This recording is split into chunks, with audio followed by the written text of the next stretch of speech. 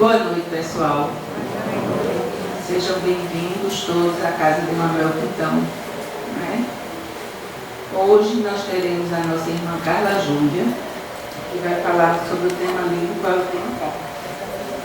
Então, desafios da mediunidade. Quer dizer, para quem tem mediunidade, para quem está assim aflorando, vai ser uma beleza. A palestra da nossa amiga, as palestras delas são imperdíveis. Eu vou fazer o exórdio e nossa irmã Cessa vai fazer a prece final. O nosso exórdio hoje é sobre uniões antipáticas. A pergunta de 940. A falta de simpatia entre seres destinados a viver juntos não é igualmente uma fonte de desgostos, tanto mais amarga quanto envenena toda a existência? Como é que a gente entende essa pergunta? Eu acho que a pergunta a gente deve sempre analisar. Mas veja só, a falta de simpatia entre os seres destinados a viver juntos não é igualmente uma fonte de desgostos, tanto mais amarga quanto envenena toda a existência. Você já pensou que é a gente conviver com alguém que nos fere, nos magoa? Eu achei interessante que ontem, eu não assisto muito Rede Globo, mas eu ia passando e teve um tema muito interessante, que era a história de uma moça, que o garoto estuda numa escola e ele não foi convidado, a mãe disse que não ia convidar o garoto é autista, por conta dele dizer que o menino era diferente, o menino ia atrapalhar a festa.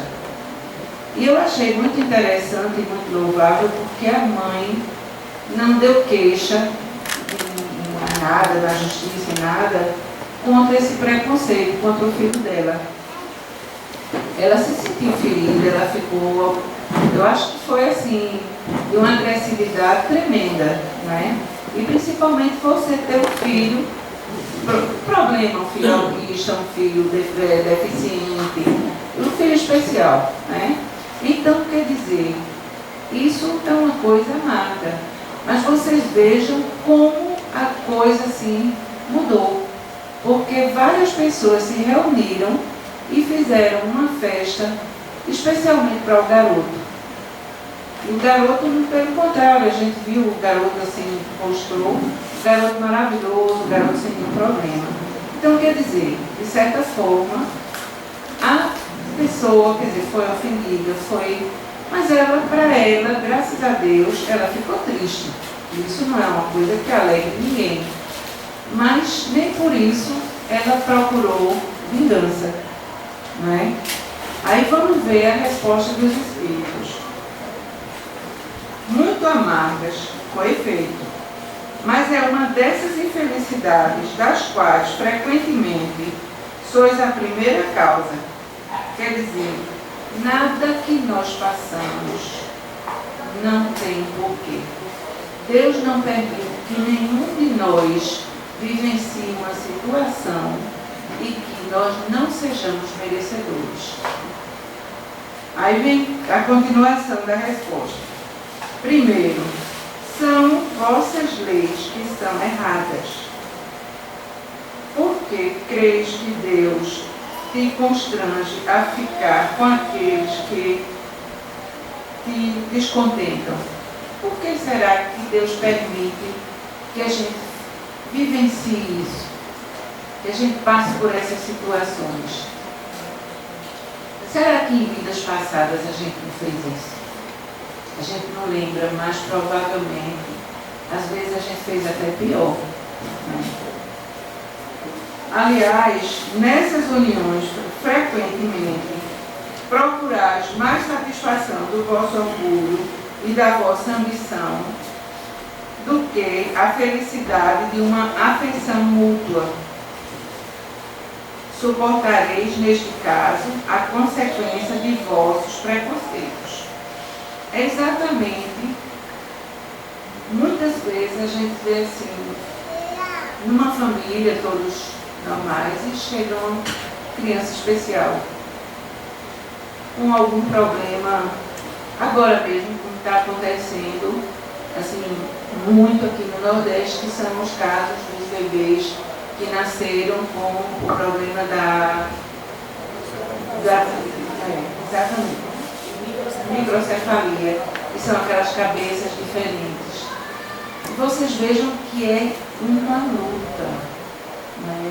Quando você vê uma criança deficiente, a mãe muitas vezes, algumas quando até que o pai saiu de casa, que não suportou ver aquilo, e a mãe está ali e está sendo ajudada, porque está vários órgãos, né, se está aí resolvendo ajudar essas pessoas.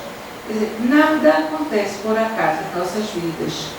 Muitas vezes a gente tem um irmão, a gente tem um marido, uma esposa, uma pessoa que são difíceis de conviver, não é fácil para nós, mas que na verdade nós temos que orar e temos que aprender a perdoar. É fácil? Não, é difícil. Mas a gente tem que fazer prece para a pessoa e para a gente, porque com certeza Deus não permitiria que nós passássemos por determinadas situações que nós não fôssemos merecedores, né? Vamos fechar os nossos olhos, vamos pedir a Jesus, vamos pedir a espiritualidade amiga que nos ajude, que nos aconselhe principalmente a aprender a conviver com os diferentes, que nos ensine a perdoar, para que sejamos perdoados. E muitas vezes nós temos que passar por essas situações para que na próxima encarnação, com certeza, nós estejamos melhores do que chegamos aqui. Que Deus nos abençoe, nos ilumine hoje, agora e sempre. Assim seja. Com a palavra nossa irmã Carla Júlia.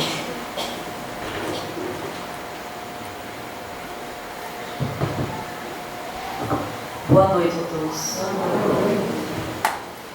Nós trouxemos aqui um tema que é desafios da mediunidade, e esse tema ele foi abordado num seminário que nós demos recentemente no aniversário de uma casa espírita, e claro que esse seminário foi uma manhã inteira. Então vamos ver se a gente consegue, não digo 100%, mas uma 50% do que a gente apresentou lá, certo? E se não for possível, depois a gente complementa esse tema. Qualquer tema que seja apresentado numa casa espírita, ele não se esgota por si próprio. É apenas um resumo de um universo de informações que as referências bibliográficas espíritas vêm trazer para todos nós.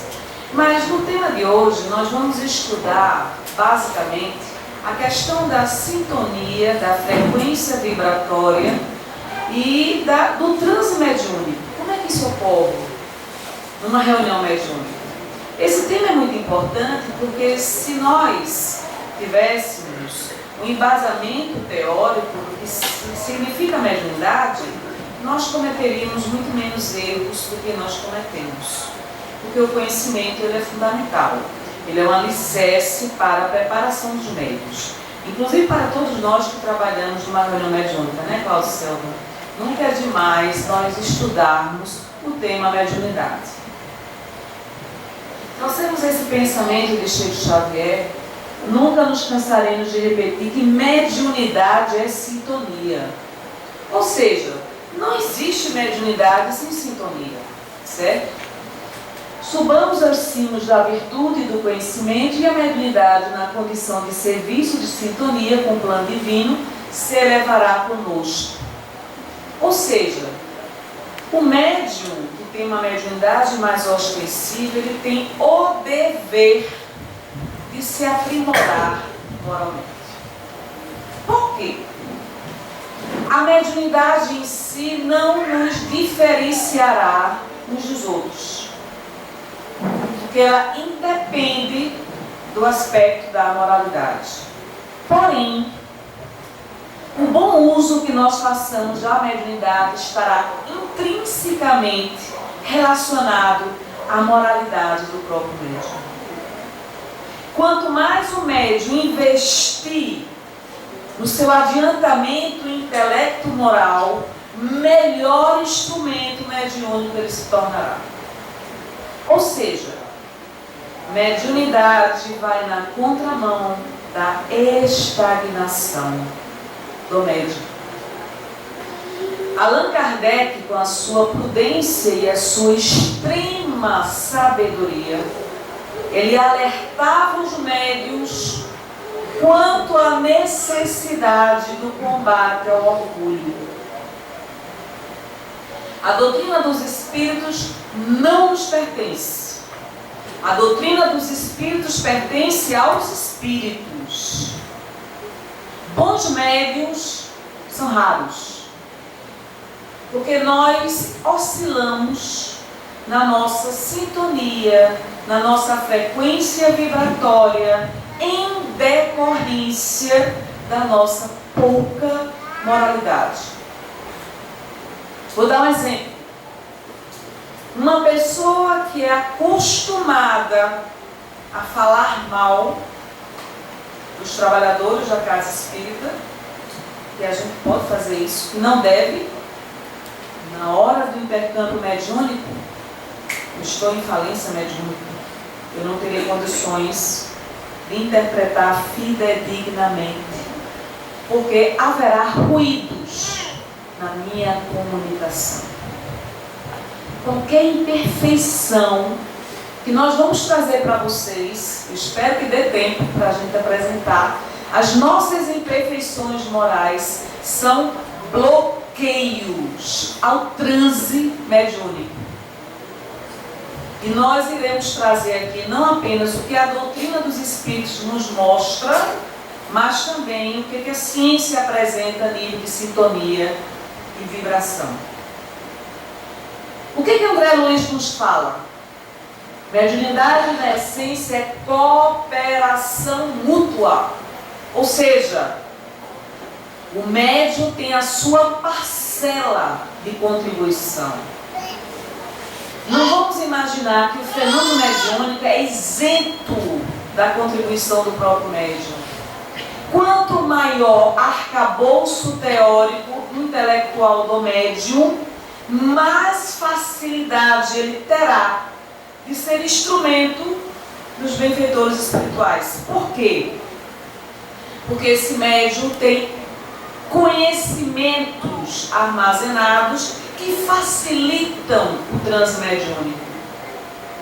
E claro, se o conhecimento aliado à moralidade se conjuga, esse médium terá muito mais facilidade do que aquele médium que não é disciplinado, não é dedicado, não estuda, não tem o devido respeito à mediunidade, não compreende a sua missão mediúnica, o seu trabalho mediúnico, e aí ele pode enveredar na falência mediúnica, ok?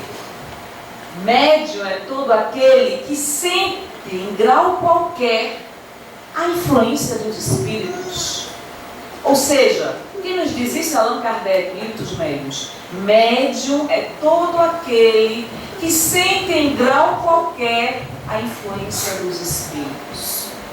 Normalmente nós chamamos esse médium sensitivo, esse médium que tem uma ostensividade mediúnica. Médiuns todos nós somos, se sentimos a influência dos espíritos. Então isso não nos diferencia uns dos outros, né, Cessa? Muito pelo contrário, tá certo? Olha aí a frequência. A frequência vibratória de uma mente sobre outra mente faz com que você entre em sintonia. Não há fenômeno mediúnico sem sintonia. Por mais que o espírito queira se comunicar, por mais que o médium queira receber, não tem sintonia. Na ausência da sintonia, não há transe mediúnico. E aí vem a questão da mediunidade natural. Isso aqui é tudo livro dos médiuns, ok? Mediunidade natural se diferencia da mediunidade de prova. Por quê, Cláudio? Porque a mediunidade natural é a aquisição evolutiva do médium. Uma vez conquistada a mediunidade natural, ele jamais perderá essa mediunidade.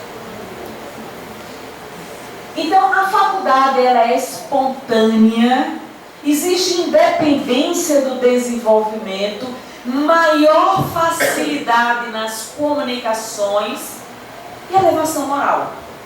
Então, é o médio natural. Normalmente, nós não somos esse médio natural.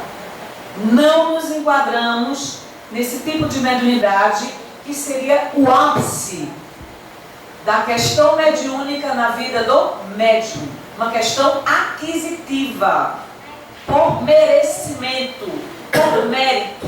É o médio natural. A mediunidade de prova não é semelhante à mediunidade natural. Por quê? Eu não vou ler isso aqui tudo, ok, pessoal? Eu vou apenas mencionar as características. Manifestações às vezes violentas. O médium não tem domínio, disciplina sobre o espírito. Por quê? Porque ele está sendo colocado à prova.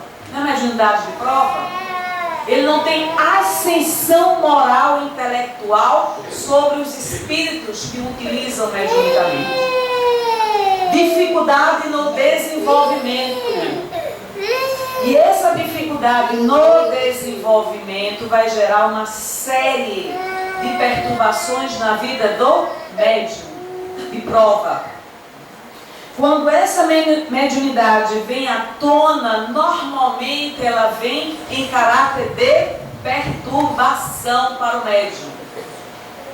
Ele não está alinhado mediunicamente, ele não tem o equilíbrio vibracional, a sintonia fluídica necessária. Qualquer espírito poderá utilizá-lo como mata-borrão. Ele não tem domínio. Provocação de situações embaraçosas ao médium. O médium vai vivenciar situações embaraçosas, dentre elas a própria mistificação, obrigando o esforço perseverante do aperfeiçoamento moral, provocação de obsessão. O médium de prova está suscetível aos processos obsessivos. E se ele não tiver cuidado com a qualidade do pensamento que ele emite, ele está escancarando, não está abrindo, escancarando as portas para o processo obsessivo. Perda da faculdade em certos casos. Existem situações que o médium perde sua faculdade mediúnica como uma forma de educá-lo a nível de moralidade. Quando a mediunidade é retirada do médium, isso gera um grande sofrimento na vida do médium. Porque houve o quê? Falência mediúnica. Nenhum médium tem sua mediunidade suspendida sem enveredar pelos descaminhos da falência mediúnica. Só há um caminho para qualquer médium lograr êxito: perseverança no seu trabalho mediúnico, estudo incessante aliado à disciplina moral superior. Ou seja, nós médiuns precisamos estudar, quer queiramos ou não. Quando o candidato ao serviço mediúnico descobre a mediunidade, implica disciplina, abnegação, estudo, renúncia, espírito de sacrifício.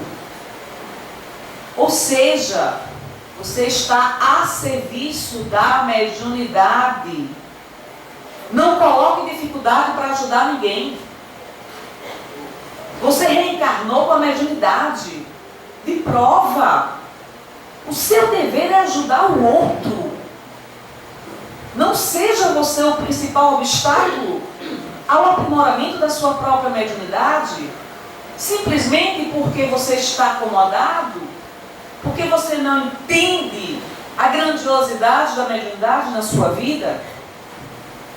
A mediunidade não deve ser forçada, melhor será esperar o seu desabrochar natural.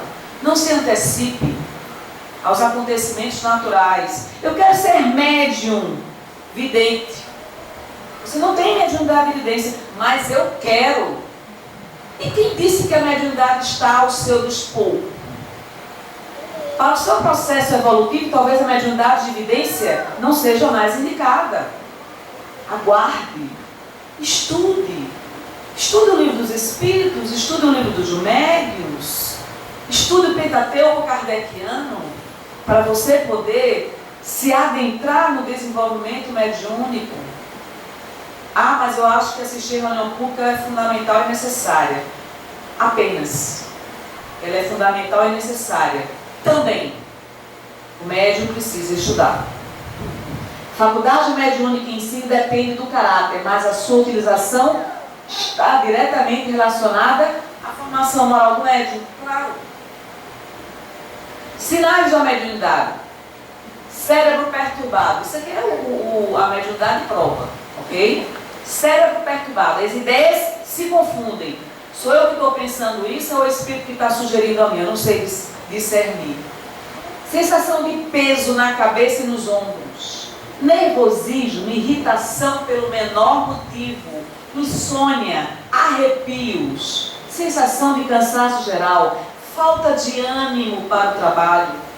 Profunda tristeza ou excessiva alegria. Vozes, visões, palpitações. Por isso que se diz que o desabrochar da mediunidade de prova normalmente é muito perturbada para o médium. Pré-requisitos para a sua educação mediúnica: paciência, perseverança, boa vontade, humildade, seriedade, devotamento, abnegação, desinteresse. Eu falava sobre isso lá no seminário. O médium não precisa de aplausos. O médium não precisa de elogios. O médium não está numa competição para ser o melhor médium da casa. O médium precisa sublimar a sua mediunidade. Ele só vai sublimar a sua mediunidade pelo amor que ele tenha à sua mediunidade. O zelo, o cuidado, o compromisso. O amor em servir ao outro, em ajudar o outro. Pensamento é energia. O que é o transe mediúnico? Nada mais, nada menos do que uma mente atuando junto a outra mente. Se pensamento é energia viva. E esse pensamento não fica limitado à sua casa mental. Ele se propaga. Quando eu tenho um pensamento, ele se propaga em ondas vibratórias. E há de se ter cuidado com o tipo de pensamento que eu estou emitindo. Porque isso é frequência vibratória, isso é sintonia. Eu estou na rádio AM, não vou jamais sintonizar com FM se eu não elevar o meu padrão vibratório. O padrão vibratório requer disciplina do próprio médium. Não me permito não me convém. Não posso mais cometer determinados erros que eu cometia antes. Então esse pensamento desenvolve, desencadeia forças sutis, construindo paisagens ou formas. E essas formas, pensamento, que André Luiz nos remete em sua obra, ela quase se materializa para os próprios espíritos. Mentalize uma coisa todos os dias que ela cria uma materialidade. Então cuidado com o que você anda mentalizando. Tá? Vamos nos comunicar com as entidades em núcleos de pensamentos. Antes de você falar, o que quer que seja, sua energia já lhe apresenta. Sua energia já lhe identifica. E aqui eu trouxe agora uma escala de Hawkins, que é um médico psiquiatra norte-americano que revolucionou a psiquiatria através de anos de estudo sobre a frequência vibratória dos sentimentos. Isso aqui é fundamental na vida do médium. Vejam, a nossa densidade emocional, a qualidade do pensamento está intrinsecamente relacionado à qualidade da sua vibração. Mentalize um bom pensamento e esse bom pensamento desencadeia sentimentos correlatos. Normalmente esse psiquiatra nos alerta que a frequência vibratória do planeta Terra não passa de 200 Hz. E isso é uma energia muito pesada de milhões de pessoas que estão na mesma frequência e sintonia, que varia entre culpa, mágoa, ressentimento, remorso, vergonha, ódio e por aí vai. Basta uma mente iluminada através da elevação e da sintonia vibracional para contrabalançar muitas e muitas criaturas que estão nessa frequência. Isso aqui é ciência pura, que vem complementar o que nós estamos apresentando a nível de estudo da doutrina espírita, ok? Vergonha, 20 Hz. Quero esclarecer a vocês que de 200 para baixo é energia densa.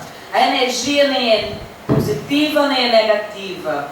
É a qualidade que você deposita e a direção que você dá à sua energia que transforma essa energia numa negatividade ou positividade.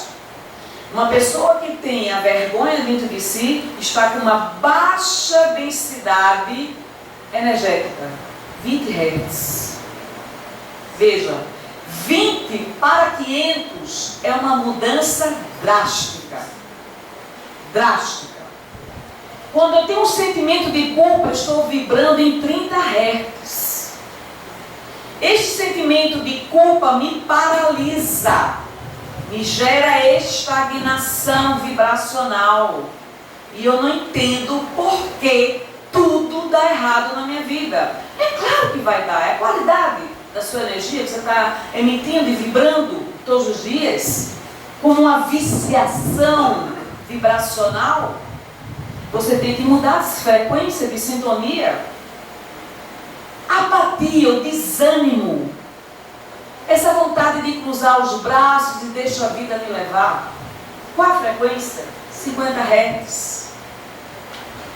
Ou seja, você já está ficando mais denso do que aquele que estava com vergonha. Porque essa é a baixa negatividade, é a frequência vibracional negativa. A dor, sofrimento, mágoa, muitos de nós muitas vezes carregamos isso.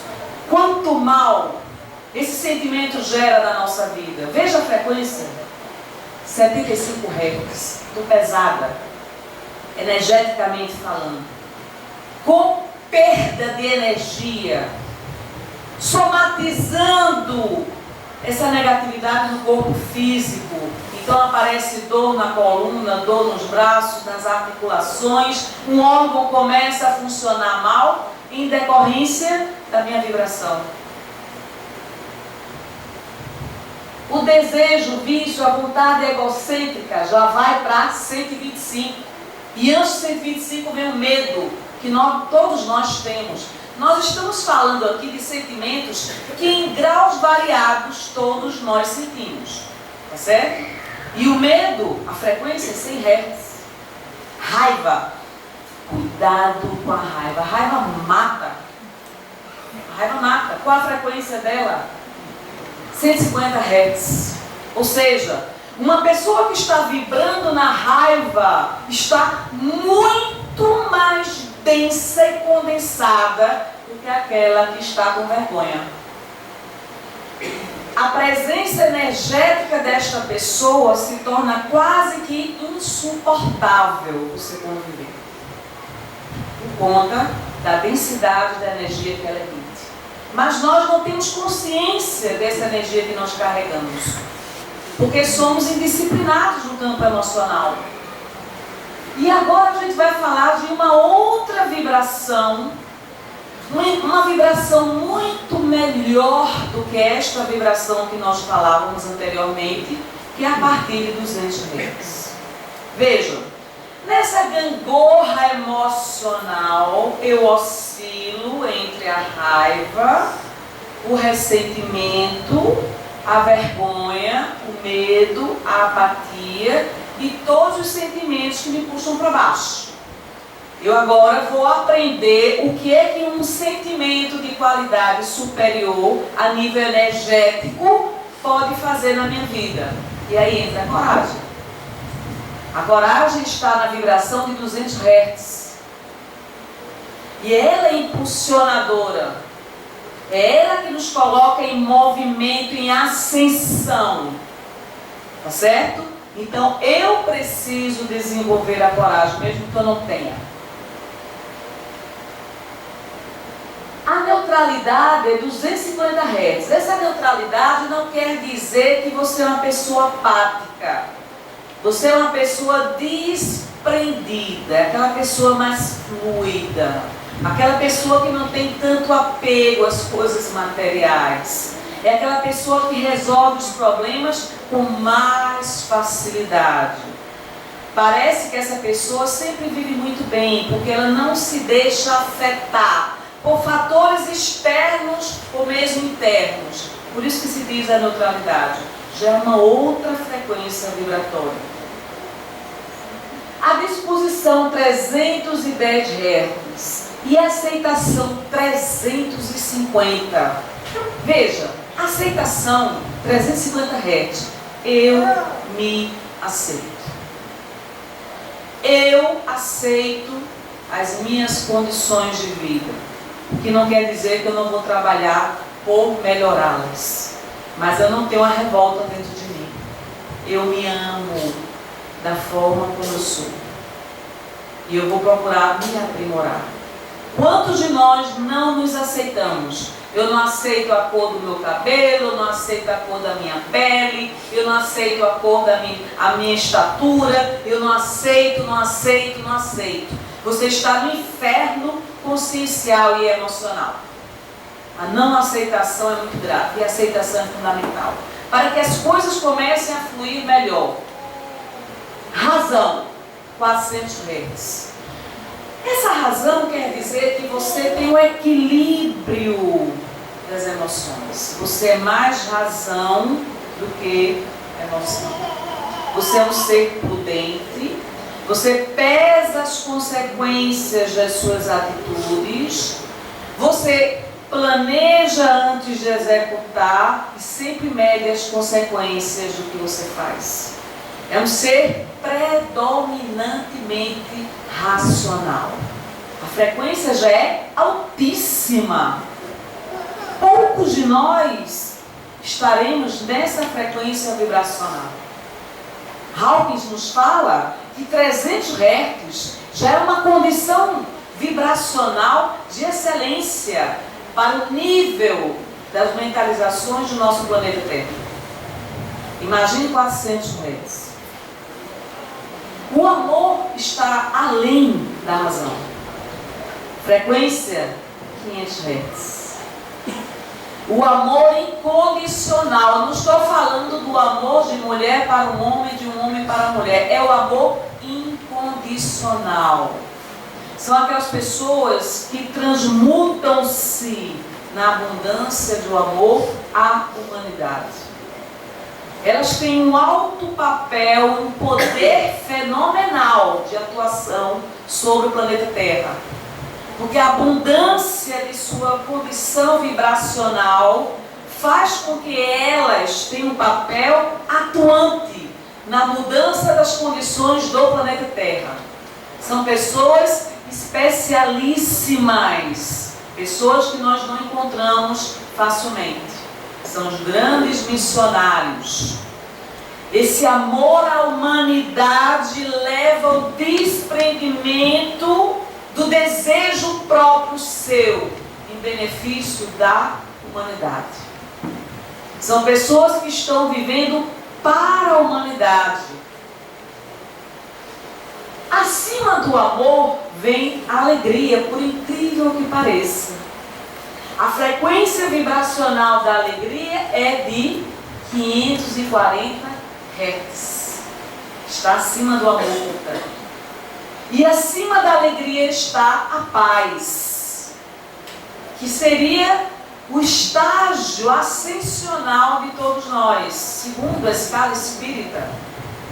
Espíritos já reencarnados que estão vivendo em missão planetária e que conseguem trazer a paz influenciando multidões.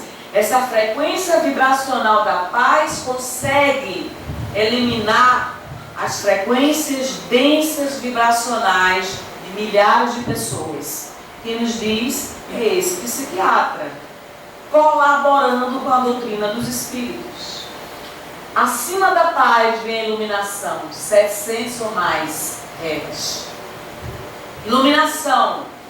Nessa iluminação, os grandes monges budistas são aquelas pessoas profundamente iluminadas, não apenas eles, mas todos aqueles que trazem uma grande alavanca de progresso moral e intelectual ao nosso planeta Terra. Em que frequência eu estou? Minha frequência pode estar sendo oscilante dia após dia. E aí eu não consigo captar o pensamento do meu guia espiritual. Eu não consigo sintonizar a paz consciencial. Eu não consigo sentir o bem-estar emocional, porque minha mente está um turbilhão de pensamentos completamente desencontrados. Por isso que se diz que a mediunidade para o médium é como óculos que possibilita ao médium enxergar melhor o que ele não enxergaria se não fosse através do próprio óculos. Transe mediúnico. O que é o transe mediúnico? É o fenômeno mediúnico propriamente dito. Durante o intercâmbio mediúnico, o médium está às vezes no estado mais ou menos acentuado de transe. Quem nos diz isso é Allan Kardec, o Livro dos Médiuns, ok? Ou seja, no transe mediúnico você está mais além do que aqui. E é necessária essa passividade para que o médium entre em sintonia com a entidade que vai utilizá-lo mediunicamente, sentindo as condições da própria entidade, para poder transmitir fidedignamente o que a entidade deseja se comunicar. Concentração e sintonia mediúnica são etapas do transe mediúnico. Se eu tenho dificuldade de me concentrar, não tenho condições de realizar o transe mediúnico, porque exige concentração. Concentração. E na concentração e na sintonia existe a fusão do perispírito do médium com o perispírito da entidade que deseja se comunicar. Utilizando como ferramentas o pensamento e a vontade. Sem o pensamento e sem a vontade, dificilmente haverá concentração e sintonia. Olha aí. É como se nós estivéssemos plugados uma mente a outra mente. Nessa fase da comunicação mediúnica existe a atração da entidade. Eu preciso atrair a entidade, preciso entrar na energia que a entidade emite, no campo energético do espírito, para poder haver o transe mediúnico. Primeira etapa, atração. Segunda etapa, aproximação. Terceira etapa, envolvimento. Muito claro essa transparência aqui. Glândula pineal. Glândula pineal é o famoso terceiro olho, que o médium que está devidamente treinado na questão mediúnica tem esse terceiro olho, essa visão mais aguçada. Sem glândula pineal não há transe mediúnico. A glândula pineal ela é a responsável pela comunicação com o mundo espiritual. Certo? Então, a abertura dessa glândula pineal faz com que o médium entre em sintonia com outras mentes, independentemente da condição evolutiva dessas outras mentes. Irradiação. Os espíritos podem propagar energia mental. Ao propagar energia mental, o médium capta a energia mental do espírito. Afinidade, sintonia vibratória entre médium e comunicante, lei de sintonia. Sem afinidade não há comunicação. Por isso que muitas vezes o médium hospeda uma entidade dessa durante a semana na sua casa, né, Cláudio? Para poder desenvolver e aprimorar a afinidade mental entre o médium e a entidade que se comunicará na reunião da desobsessão, ou mesmo desenvolvimento mediúnico. Envolvimento mediúnico, combinação entre as correntes mentais do médium e do comunicante. Assimilação, absorver as correntes mentais de outrem. Olha aí. Ou seja, não basta você querer ser médium para que o transe mediúnico ocorra. O que nós falamos agora foi irradiação, energia do próprio médium entrando em contato com o campo magnético energético da entidade comunicante para ver o transe mediúnico, certo? Que nos diz agora André Luiz, nos domínios da mediunidade, a mente permanece na base de todos os fenômenos mediúnicos. É a nossa mente. Sem a mente não há fenômeno mediúnico. O médium é o intérprete do pensamento e da vontade dos espíritos. Ou seja, sendo intérprete do pensamento e da vontade dos espíritos, o médium pode apresentar muitos obstáculos para este nível de interpretação. Por falta de quê? Sintonia, irradiação, combinação fluídica energética entre o médium e a entidade comunicante. É preciso um fio elétrico para combinar a grande distância uma notícia e na extremidade do fio uma pessoa inteligente que a recebe e transmite. Quem nos diz isso é Allan Kardec. Ele comenta o transe mediúnico como sendo um fenômeno de duas mentes. O cérebro é o órgão sagrado de manifestação da mente. Mecanismos da mediunidade, André Luiz. A corrente mental é produzida pela mente. A transmissão é feita pelo cérebro. O cérebro é o órgão de transmissão da nossa corrente mental. No cérebro tem uma válvula que transmite e recebe energia, que nós já falamos que é a pineal ou epífise. O cérebro transmite vibrações altas ou baixas. E ao transmitir essas vibrações altas ou baixas, ele vai vivenciar o amor com a alta frequência ou o ódio com a baixa frequência. Então o médium obsidiado está obsidiado pelo teor vibracional que ele emite todos os dias. Nós atraímos os nossos semelhantes. Ok? O médium é o intérprete do pensamento e da vontade dos espíritos, já falei isso. Médium consciente.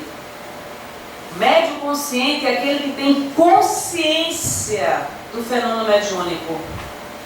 Isso é muito difícil. Porque normalmente ele vai se lembrar de tudo que foi dito na comunicação. Ele está consciente. O médium semiconsciente, ele tem percepção parcial do pensamento captado. Ele já está numa semiconsciência. Ele já não se recorda bem do que aconteceu. Alguma lembrança ele se recorda, mas não totalmente, integralmente. E o médium inconsciente é aquele que não tem consciência. No meu caso, eu não me lembro absolutamente nada do que eu digo. Estou mais para médium inconsciente do que médium consciente. Certo? O médium inconsciente não tem consciência do pensamento captado. Porém, independentemente de ser médium consciente, inconsciente ou semiconsciente, o médium é responsável pelo fenômeno mediúnico. Mesmo na inconsciência, ele assume a responsabilidade no transe mediúnico. O que faz o médium fracassar? Que bom que está dando tempo. O que faz o médium fracassar? Leviandade. Leviandade. É o médium leviano, que não mede as consequências da responsabilidade, indiferença à própria mediunidade. É um fator de fracasso para o próprio médium. Presunção. Eu sou um médium que todo mundo tem que ouvir. Eu tenho e sou detentor da verdade. Você não é detentor coisa nenhuma da verdade. Você é um aprendiz. Você está aprendendo o beabá da doutrina espírita. Orgulho. Nesse orgulho, eu acho que eu sou superior aos demais médiuns. Minha comunicação é fantástica, outro médium não é. Cuidado com o orgulho. O orgulho tem levado ao fracasso mediúnico da maioria dos médiuns. Allan Kardec já nos sinaliza isso no livro dos médiuns. Ele lamenta muitos dos elogios que foram feitos a determinados médiuns que levaram a fracassar. Suscetibilidade, é um médium muito suscetível. Normalmente o médium é muito suscetível, né? Ele sofre por tudo. Egoísmo. Imagina o médium egoísta. Tem condições de ser médium, não é? Ele reencarnou com a mediunidade para poder servir. Inveja, imagina o médium invejoso. Elogio, falta de estudo, tudo isso são elementos que levam ao fracasso a vida do médium. Elevação mental, olha aí. Sintonia do pensamento. Allan Kardec, em A Gênese, nos alerta. Os maus pensamentos corrompem os fluidos espirituais, como os miasmas deletérios corrompem o ar respirável. Ou seja, os nossos maus pensamentos nos corrompem fluidicamente, energeticamente. Então eu não posso lamentar porque sou auxiliada. Eu não posso lamentar porque sou um médium fracassado. Eu não posso lamentar porque as coisas andam muito mal na minha vida, porque estou corrompida fluidicamente. É muito fácil se corromper na via mediúnica, viu, pessoal? É muito fácil, muitas vezes, sermos ludibriados mediunicamente, porque a mediunidade exige percepção, clareza, você distinguir a identidade dos espíritos, você saber com quem você está lidando. Do mesmo jeito que nós sabemos com quem nós conversamos, o médium precisa identificar quem é o espírito que quer se comunicar através dele. E muitas vezes determinados espíritos se apresentam e o médium não permite o transe mediúnico. Porque não basta a presença do espírito para ver o transe mediúnico. O médium precisa ceder, conceder, ter a vontade de realizar o transe mediúnico. E se ele percebe que ali é um mistificador, por que ele vai realizar o transe mediúnico? E para isso a gente queria falar agora, mencionar Dr. Ciro, não teve escola melhor mediúnica do que Dr. Ciro, né, Cláudia? Não é Cêcile? Cláudia Neto. Quem conviveu com o Dr. Ciro? Nunca conheci um médium como aquele. Uma experiência fenomenal na área mediúnica. Uma disciplina mediúnica que normalmente nós hoje, na qualidade labuta do trabalho mediúnico, não queremos realizar. Ele alertava que a alimentação era um fator dificultador do transmediúnico.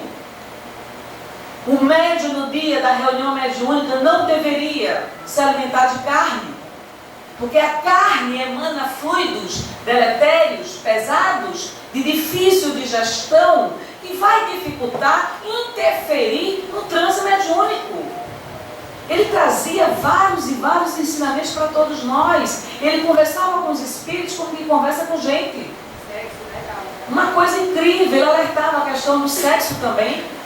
O médium no dia da reunião mediúnica não pode ter atividade sexual.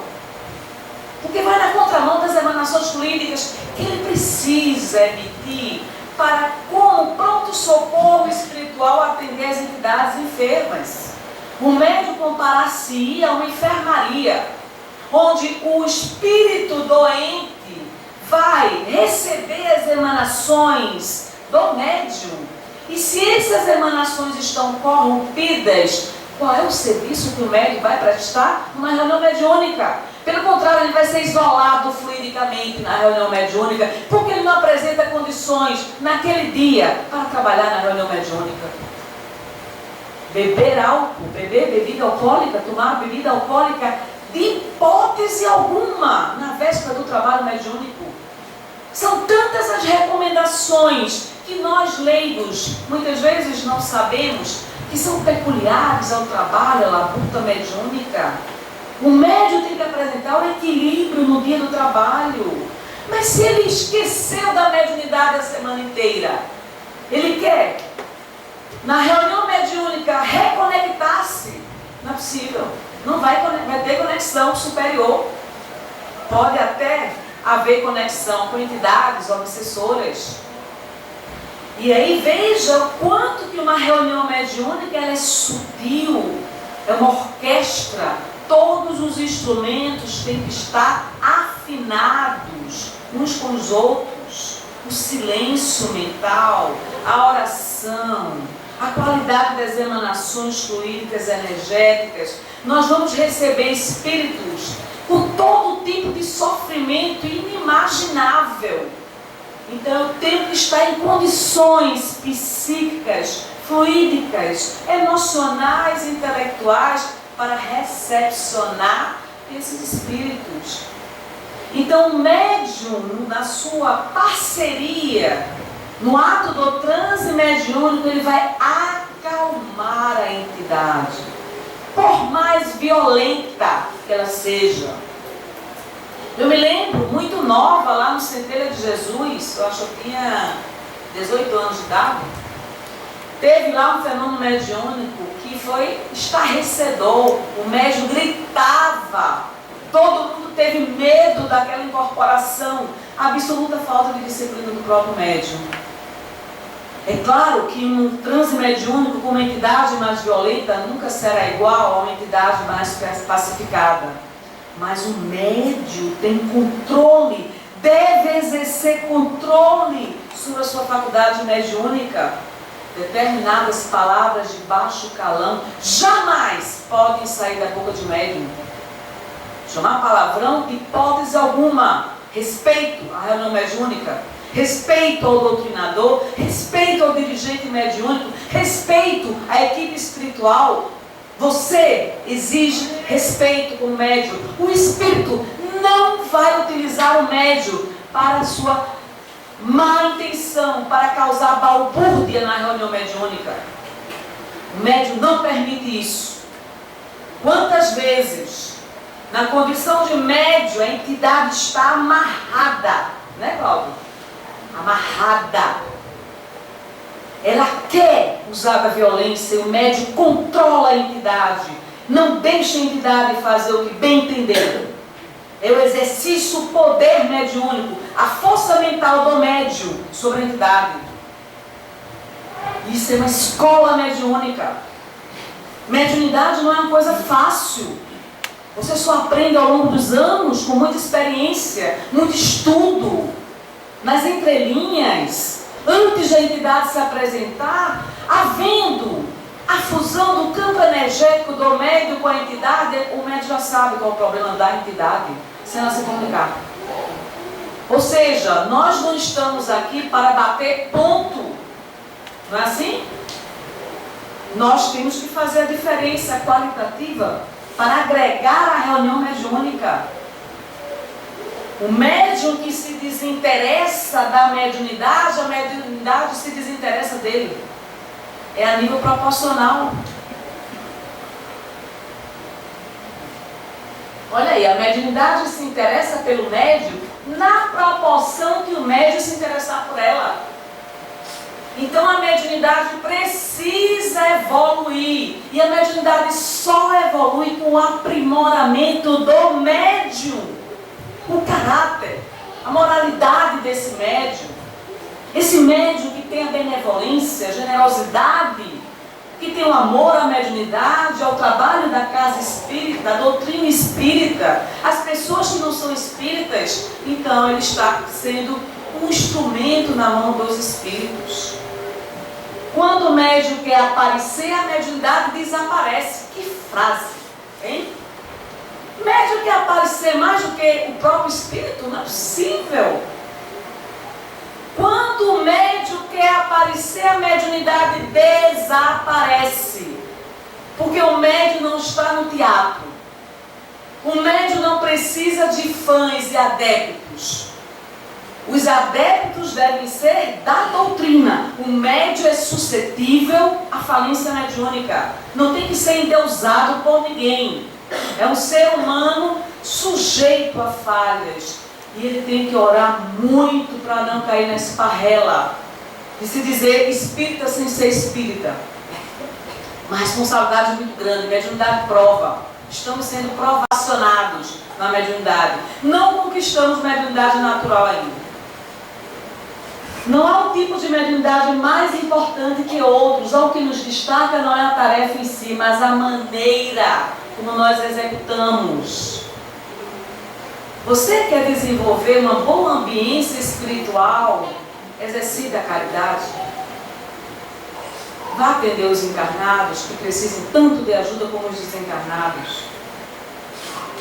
Vá fazer o seu trabalho de assistência social às criaturas. Doe, dedique seus ouvidos para ouvir as pessoas que precisam ser ouvidas. Destine seu tempo às pessoas que precisam.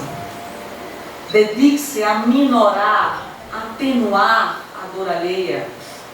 Aí os espíritos não largarão você. Sabe por quê? Porque você faz a diferença onde você anda. E você faz a diferença sem querer fazer a diferença. Olha que detalhe interessante isso, não é? O médium não está disputando nada, absolutamente nada com ninguém. Mas ele sabe o dever que ele tem. O médium que só trabalha na reunião mediúnica sem assistência aos encarnados é mero intelectual da doutrina espírita. A doutrina espírita não precisa de intelectuais. A doutrina espírita precisa de pessoas que amem uns aos outros, que não é fácil. Isso é um grande alerta. Você atender uma mãe que vive com R$172, 8 pessoas dentro de uma casa, por R$172, e ela pedindo pelo amor de Deus por uma cesta básica. Se o médium não tem sensibilidade diante de um sofrimento desse, de um encarnado, ele não vai ter sensibilidade com os desencarnados. Atenda essa mãe, você vai ter condições de atender as companhias que atormentam ela. Fiz uma palestra sobre drogas no grupo das mães, lá da Lar Manuel Quintão. Que peso energético daquelas mulheres que todas, absolutamente todas, tem alguém da família drogado. E você vai falar para aquelas mulheres, mas para os espíritos que acompanham elas, infernizando a vida delas. Não é fácil. E aí vem o mentor espiritual e diz: ore antes de falar, senão você não aguenta a carga energética dessas entidades, porque eu saio igual um saco vazio que não tem mais energia, sugada completamente. Ore. Você está falando para um batalhão de espíritos da pior qualidade. Se proteja, se blinde fluidicamente, para você não absorver as emanações do ódio que eles estão emitindo contra você. Porque você está falando contra as drogas. E eles querem que essas pessoas permaneçam nas drogas. Não é um trabalho fácil. Estou mostrando a vocês que nós, como médiuns de prova, por não termos a mediunidade natural, facilmente nos abalamos, facilmente nos atingimos fluidicamente. É muito fácil o caminho. Quantas vezes eu vou para cima de uma cama, depois de um trabalho desse, energeticamente exaurida, não tenho mais o que dar, exaurida fluidicamente. Então a gente tem que orar, porque a batalha é muito grande. Quando a gente atende uma única pessoa, independentemente do quadro social dela, com o objetivo de ajudar, você está atendendo as entidades que acompanham ela também. Então se prepare para o bombardeio. Quantas vezes os guias espirituais nos alertam, se previnam, se precavenham contra o combate. Tem uma multidão de espíritos querendo a sua derrocada moral e espiritual. Desejosos que você entre na falência mediúnica, não desejam que você continue. Então você tem que ter muito cuidado, oração diária, vigilância, bons pensamentos, meditação, tudo que for positivo na sua vida, para que você esteja em melhores condições para o trânsito mediúnico. Por isso que não é fácil ser médium. Não é fácil ser médium. Quantos de nós temos a boa vontade, o desejo e abandonamos a mediunidade no meio do caminho, ao longo dos anos? Porque exige muito sacrifício. A melhor mediunidade, em outras palavras, é a que se define no bem aos semelhantes. A prática do bem, a prática do bem. Isso é minha meta, o meu desejo para essa atual reencarnação. Praticar o bem. Não podemos desperdiçar o tempo. Nós nos candidatamos a seguir o Cristo de Deus. Quando você se candidata a seguir o Cristo de Deus, se prepare para se transformar do homem velho num homem novo, mas não queira um caminho fácil. Você vai ter que passar por renúncias. Você vai ter que se abnegar. Você vai ter que sair dos holofotes, muitas vezes profissionais, para fazer um trabalho oculto que ninguém enxerga, mas que é necessário, fundamental, imprescindível. Se você socorre um ser humano numa condição dessa, você tem condições de socorrer outras pessoas, mas não se esqueça do seu próximo dentro da família. Não se esqueça, não é? Não adianta a gente atender o mundo e esquecer a nossa mãe, esquecer o nosso pai, os nossos filhos, quem quer que conviva conosco dentro de casa, enfim. Faça o bem, sempre. Não importa a ingratidão, não importa a traição, não importa a falta de compreensão. Faça o bem, sempre. Deus nos abençoe hoje sempre. Muito obrigada pela tolerância e nos escutar. Não esgotamos o tema, viu? Vamos pedir a nossa irmã Conceição para fazer a prece final, mas antes vamos falar sobre o que eu recebi da nossa irmã Irinede sobre o Lar Manuel Quintão. Tem um site, quem puder dar uma olhadinha no site do Lar Manuel Quintão, divulgue. E a nossa irmã Carla estava falando sobre o Lar Manuel Quintão, mas é muito interessante, é bom que vocês conheçam. Tem assim, alguma coisa... É o canal do YouTube no Facebook, tá bom?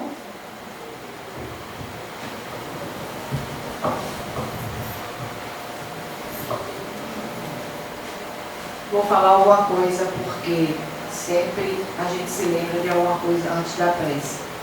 Quando o Lau falou dessas mães que têm os filhos com microcefalia, há 1 ano e meio mais ou menos eu assisti uma palestra no YouTube de Divaldo, ele falando que essas crianças foram espíritos que se predispuseram a serem assim, para servir de lição e de estudo.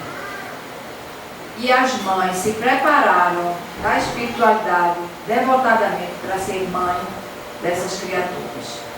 Então você imagina a nossa responsabilidade, a sociedade, nós cristãos, em ajudá-los de alguma forma. É uma coisa que a gente não pode se omitir, absolutamente. Era isso que eu queria falar. Vamos agradecer a Jesus agora a oportunidade bendita de aqui estarmos, porque só assim poderemos nos melhorar através do aprendizado, através da exemplificação, nos melhorarmos moralmente e, consequentemente, espiritualmente, que é o objetivo que Deus gostaria que nos atingíssemos a perfeição um dia. Que Jesus nos abençoe sempre, que possamos ter saúde, ânimo e boa vontade de aqui estarmos todas nós, que assim seja. Em nome de Deus, agradecemos à espiritualidade amiga, a Jesus, aos espíritos que aqui se fazem presentes, encarnados e desencarnados, para que nós tenhamos uma semana de paz, de luz e de equilíbrio. Desejamos a todos muita paz espiritual. Assim seja.